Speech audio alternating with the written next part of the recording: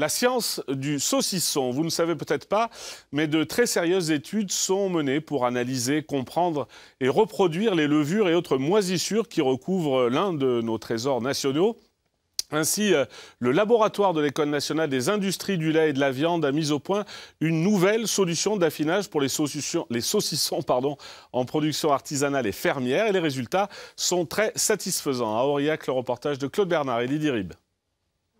Début 2014, le labo viande de l'École nationale des industries du lait et de la viande a lancé un programme de recherche autour de levures propices à l'affinage traditionnel du saucisson.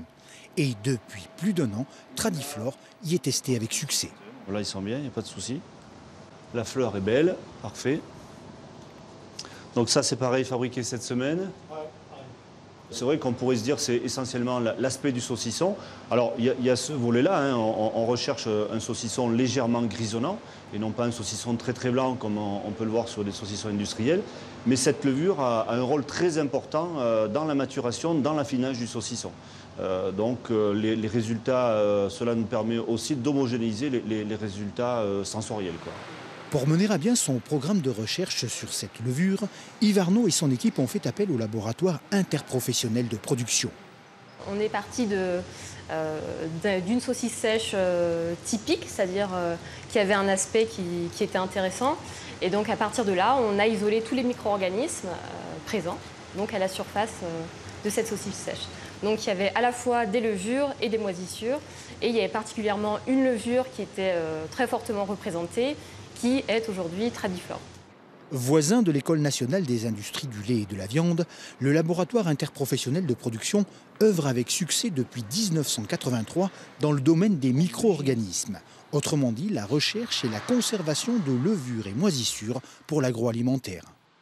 De par l'histoire du LIP et la taille de ses productions, effectivement, nous pouvons considérer que nous participons à conserver un certain patrimoine qui est le patrimoine des micro-organismes vivants et d'intérêt fromager et maintenant aussi de salaisonnerie. À Brioude, ils sont 4 agriculteurs à avoir créé cet atelier de découpe et transformation de viande biologique. Ainsi, Aurélie transforme ses porcs élevés en plein air en charcuterie bio. Pour affiner ses saucissons, elle ensemence régulièrement le bois de son séchoir et sa production avec la levure Tradiflore, simplement diluée dans de l'eau. Après la période d'égouttage, les saucissons vont rentrer au séchoir et au bout d'une semaine vont apparaître donc les levures.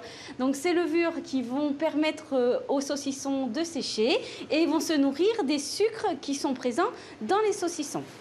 Ces saucissons vont rester entre 8 et 9 semaines pour un résultat final que nous avons ici. Ces saucissons-là sont complètement recouverts de levure et sont prêts à la commercialisation.